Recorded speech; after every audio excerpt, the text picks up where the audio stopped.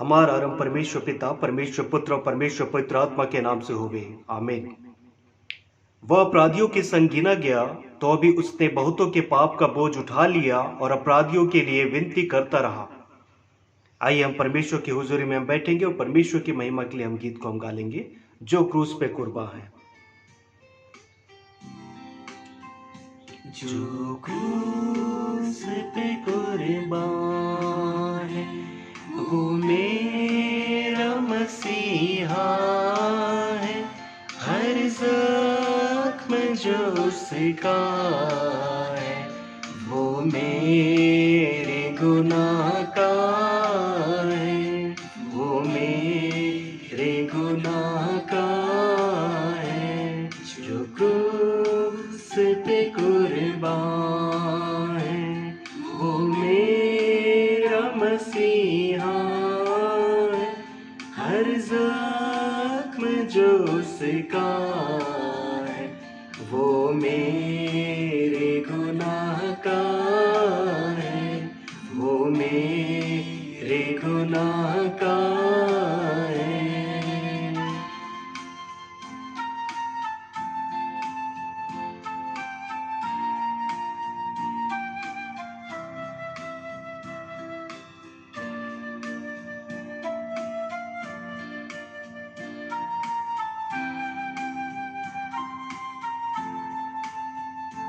इस दुनिया में ले आए मेरे ही गुनाह उसको, मेरे ही गुनाह उसको। क्या ज़ुल्म सितम उस पे मैंने ही कराया है, मैंने ही कराया है। क्रूस पे कुर्बान है, वो मेरा मसीहा है। हर जख्म जो उसका है, वो मेरे गुनाह का है, वो मेरे गुनाह का है।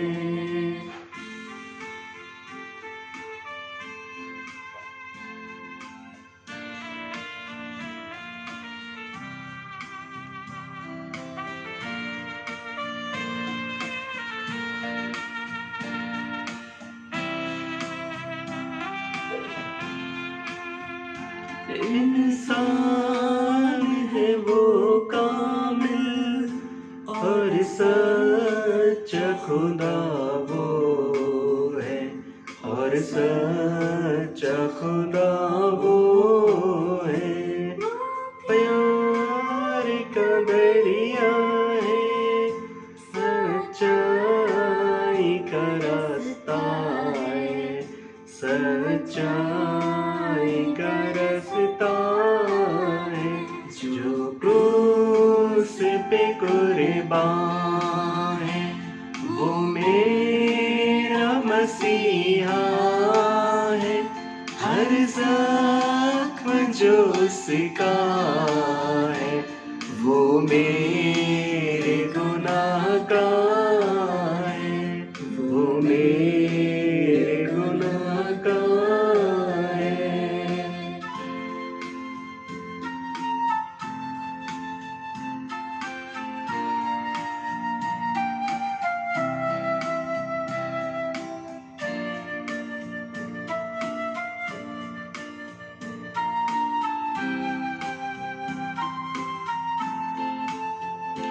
देने को मुझे जीवन, खुद मौत सही उसने, खुद मौत सही उसने। खूब है कुर्बानी, क्या प्यार अनोखा है, क्या प्यार अनोखा है। जो क्रूस पे कुर्बान है, वो मेरा मसीहा हर जख्म जो सिकाए वो मेरे गुनाह का है, वो मेरे गुनाह का है।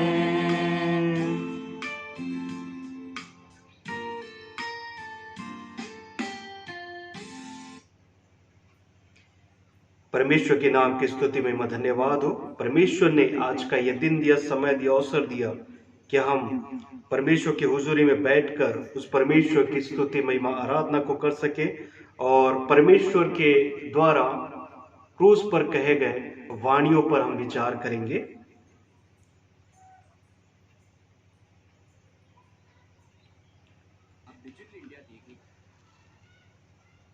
प्रभु यीशु मसीह द्वारा क्रूस पर कही गई पहली वाणी जो कि पाया जाता है लूका रचित सुसमाचार उसका 23 अध्याय पद 34। मैं इसे आपके सम्मुख में पढ़ दूंगा। लूका रचित सुसमाचार 23 अध्याय पद 34 में इस प्रकार से लिखा है, हे पिता इन्हें क्षमा कर क्योंकि ये नहीं जानते कि ये क्या करते हैं। आइए इस वाणी में जाने से पहले हम अपने मनों को तैयार करेंगे और प्रभु के सन्मुख में आकर हम प्रार्थना करेंगे। आइए हम प्रार्थना करें। अनुग्रहकारी जीवित सामर्थ्य खुदावन, एक बार फिर से हम आपके निकट हम आते, विशेष करके खुदावन जबकि हम इस वक्त आपके हुजूरी में बैठकर आपके द्वारा क्रूस पर से कहे गए वाणी, पहले वाणी पर पिता परमेश्वर विचार करने के लिए जाते हैं। पिता आप हमसे बोले, बातचीत करें खुदावन। ये वचन पिता परमेश्वर जितों तक पहुंचता है पिता, सबके लिए आशीष का कारण बने। खुदा हम यही प्रार्थना करते हैं, धन्यवाद करते हैं पिता, आपने हमारी प्रार्थना को सुना। आपके प्रिय पुत्र प्रभु यीशु मसीह के नाम से इस दुआ को मांगते हैं, दया से सुने और कबूल करें, आमीन। प्रभु यीशु मसीह के द्वारा क्रूस पर कही गई पहली वाणी, हे पिता इन्हें क्षमा कर क्योंकि ये नहीं जानते कि ये क्या करते हैं।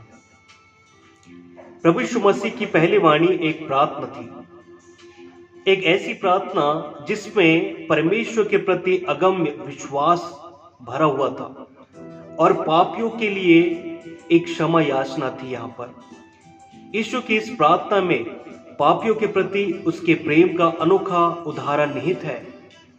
प्रभु यीशु मसीह के हाथ काट के क्रूस पर ठोक दिए गए थे। अब वे हाथ बीमारियों को चंगा करने के लिए नहीं, पतितों को उठाने के लिए नहीं, अंधों को आंखें देने के लिए नहीं बढ़ सकते थे। उनके पांव को क्रूस पर कीलों से ठोक दिया गया था। मेरे प्रियो, अब ये प्रचार के लिए आगे नहीं बढ़ सकते थे। चेलों को अब वह निर्देश नहीं दिया कर सकते थे क्योंकि वे सब उसे छोड़कर भाग चुके थे। न सिर्फ उनका शरीर वरन उनकी आत्मा भी संपूर्ण मानवता के पाप का बोझ व उसके दंड सहने के अवर्णनीय दर्द से करा रही थी। उसके सामने सभी परिस्थितियां प्रतिकूल थी किंतु वह प्रार्थना कर रहा था। हम जानते हैं कि ऐसे विकट परिस्थिति में मनुष्य की स्वाभाविक प्रतिक्रिया क्या होती है। कष्ट और विपत्ति के समय वे पापी और विद्रोही हो जाते हैं, यहां तक कि धर्मी भी परमेश्वर से प्रश्न करने लगते हैं। ऐसी परिस्थितियों में शैतान लोगों को उकसाता है और इन सब नकारात्मक बातों को हमारे मन में डालता है। मेरे प्रियो, हम दुनिया को कोसे, परमेश्वर को कोसे, नाना प्रकार की बातें परमेश्वर के खिलाफ हम कहें, इस सारी बातों को शैतान हमारे जीवन में नकारात्मक रूप से डालता है। वो इस प्रकार से मन में ला देता है कि कोई ईश्वर है ही नहीं, वो हमें भुला दिया है, उसने हमें त्याग दिया है। यीशु के साथ सभी परिस्थितियां कुछ ऐसी चल रही होगी, लेकिन प्रभु यीशु मसीह परमेश्वर पुत्र, उनकी परिस्थितियां कुछ भिन्न थी। उसने कभी पाप नहीं किया, वह पापी की संज्ञा पाकर 2 डाकुओं के साथ क्रूस पर लटकाया गया था। वह जो सिर्फ महिमा और स्तुति के योग्य था, आज भीड़ के उपहास ठट्ठों का कारण पात्र बना। वह उसमें कभी किसी ने बुराई नहीं देखी थी, लेकिन आज वो पापियों के संग उस क्रूस पर टांगा गया था। उस पर नाना प्रकार के तोहमतें लगाई जा रही थी। ऐसी परिस्थिति में उनका हृदय किसी के प्रति अवश्य रूप से द्वेष से भर सकता था, लेकिन वो परमेश्वर पुत्र है। उसके मन में प्रतिकार का कोई भावना, कोई कड़वाहट नहीं था मेरे प्रियो। ऐसी परिस्थिति में भी वो अपने हृदय में संपूर्ण मानव जाति के प्रेम को संजोकर परमेश्वर पिता से प्रार्थना को कर रहे थे। ईश्वर ने न केवल प्रार्थना करने की शिक्षा दी, किंतु उसने स्वयं प्रार्थना का जीवन जीकर हमें दिखाया। प्रवचन और उपदेश मात्र शब्दों ही से नहीं, किंतु अपने जीवन जीने की शैली से भी हम यहाँ पर देखते हैं। अपने बैरियों से प्रेम रखो, अपने सताने वालों के लिए प्रार्थना करो, अपने सताने वालों को आशीष दो। ये वचन प्रभु यीशु मसीह ने कहा। क्षमा भी ऐसी क्षमा हो जिसकी कोई सीमा ना हो। कहा जाता है कथनी और करने में जमीन आसमान का फर्क होता है, लेकिन प्रभु यीशु मसीह यहाँ पर हमारे लिए एक अच्छे उदाहरण के रूप में पेश हुए मेरे प्रियो। चाहे कैसी भी स्थिति, चाहे कैसी भी कठिन परीक्षा, कैसा समय क्यों ना चल रहा हो, मुश्किलें हो, निराशा हो, दुर्बलता हो, मृत्यु की अंधकार भरी हुई तराई हो, हम भी प्रभु यीशु मसीह के समान प्रार्थना करना न छोड़े मेरे प्रियो। हम कभी भी अपने जीवन की स्थिति परिस्थिति में प्रार्थना करना न छोड़े। कोई भी परिस्थिति हमें प्रार्थना करने से नहीं रोक सकती मेरे प्रियो। प्रभु यीशु मसीह ने अपने सताने वालों के लिए यहाँ पर प्रार्थना किया। हमें अपने ऐसे प्रियजनों के लिए प्रार्थना करना है जो अब भी पापमय दशा में पाए जाते हैं। यीशु की यह वाणी को यदि हम देखते हैं, 3 भागों में हम इसे बांट सकते हैं मेरे प्रियो। 3 भागों में इसे बांटकर हम समझ सकते हैं। पहली बात, हे पिता। दूसरी बात, इन्हें क्षमा कर। तीसरी बात जो हम देखते हैं वो है, क्योंकि ये नहीं जानते क्या कर रहे हैं। 3 भागों में बांटकर इससे वाणी को हम समझ सकते हैं। पहली बात, हे पिता। यह शब्द पिता के प्रति यीशु के अगम्य विश्वास को दर्शाता है। परमेश्वर पिता के प्रति उसके विश्वास को कलवरी क्रूस भी उस विश्वास को नहीं डिगा सका मेरे प्रियो। लड़खड़ाती हुई सांसें भी लोगों के लिए प्रार्थना कर रही थी। प्रभु यीशु मसीह अब तक विषम परिस्थितियों से गुजर रहे थे, अब भी असह्य वेदना से गुजर रहे थे। जब धार्मिकता को संसार की शक्तियां पैरों तले कुचले, जब अधर्मी, अन्याय और पाप की विजय हो, तब विश्वास की परीक्षा होती है मेरे प्रियो। वह पाप करने वाला नहीं था, उसने कभी पाप नहीं किया था। बहुत से महान संतों और ईश्वर भक्तों के विश्वास की नाव भी ऐसी परीक्षाओं से, दर्द के बोझ से, निराशाजनक परिस्थितियों से डूबी चली गई मेरे प्रियो। किंतु जब प्रभु यीशु मसीह के जीवन काल का सबसे अधिक अंधकारमय समय चल रहा था, जब क्रोध के उन्माद में अंधे शत्रुओं को भीड़ों समान प्रचंड झुंड उसे सता रहे थे, तब वह दर्द और अकेलेपन का आघात गर्त में डूब रहा था। तब उसने कहा, पिता से प्रार्थना उसने किया। हे पिता कहकर प्रभु यीशु मसीह ने पुकारा। प्रभु यीशु मसीह का विश्वास अंधकार में आकाश में एक महिमा युक्त सितारे के भांति चमका मेरे प्रियो। उनकी ऐसी वेदना को हम देखते हैं कि किस प्रकार से बढ़ती चली गई मेरे प्रियो। और प्रभु यीशु मसीह हमारे पापों के खातिर उस क्रूस पर टंगाया गया मेरे प्रियो। हमें कभी भी निराश नहीं होना है, कभी हार नहीं मानना है। चाहे परिस्थितियां कितनी भी अंधकार में क्यों ना हो, सब कुछ समाप्त हो जाएगा। शैतान ईश्वर की गद्दी पर विराजमान सा लगे, तब भी हम जीवित परमेश्वर पर विश्वास करना न छोड़े। चाहे संसार की शक्तियां हमारे जीवन के कितने भी उपद्रव, सताव और कहर क्यों न ढाए, परमेश्वर की सामर्थ इन सब से बढ़कर है।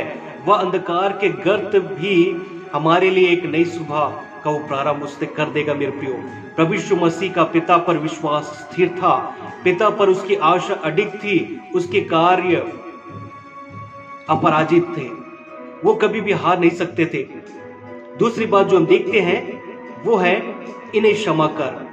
प्रभु यीशु मसीह की एक क्षमा याचना प्रार्थना यहाँ पर हम देखते हैं। यह क्षमा याचना थी पापियों के लिए, सैनिकों के लिए, धार्मिक अगुओं के लिए, क्रोध भीड़ के लिए वहां पर प्रार्थना की गई मेरे प्रियो।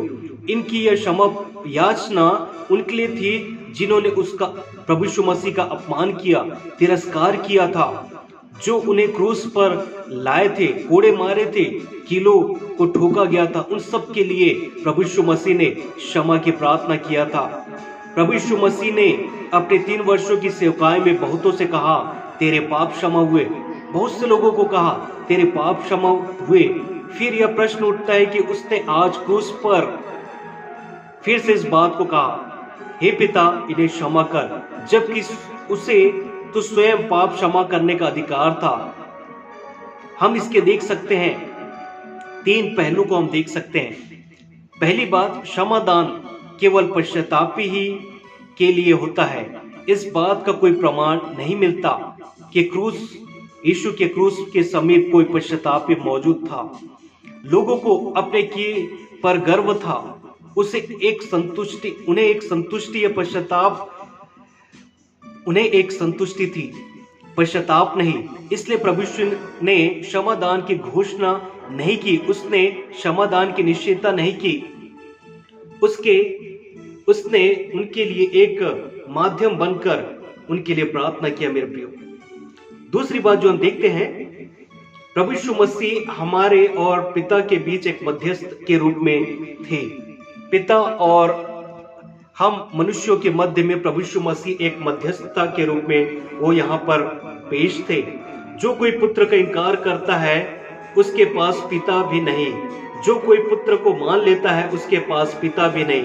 यीशु ने स्वयं इस बात की प्रतिज्ञा की, जो कुछ हम उसके नाम से पिता से मांगेंगे वह हमें देगा।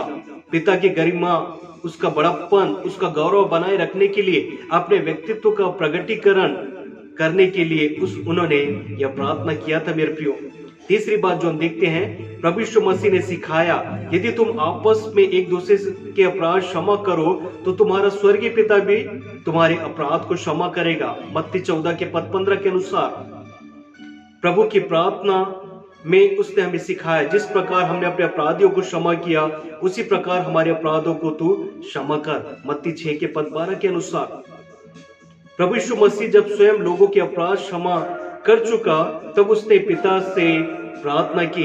यह प्रार्थना कहने में जितनी आसान है, करने में उतनी कठिन, क्योंकि उस समय प्रभु यीशु मसीह कलवरी क्रूस पर थे। मेरे प्रियो, फिर भी उन्होंने हमारे लिए क्षमा याचना की, प्रार्थना की। मेरे प्रियो, हमारी सबसे महत्वपूर्ण और सबसे प्रमुख आवश्यकता है आज क्षमा। हमें स्वास्थ्य, शिक्षा, धन, सभी चीजों की जीवन में आवश्यकता होती है, किंतु इन सब चीजों का कोई महत्व नहीं। मेरे प्रियो, ये सब इस संसार में रह जानी है। जूतियों का क्या महत्व होगा यदि पैर ही ना हो? चश्मे का क्या महत्व होगा यदि आंखें नहीं ना हो? लिखा है, यदि मनुष्य सारे जगत को प्राप्त करे किंतु अपने प्राण की हानि उठाए तो उसे क्या लाभ होगा?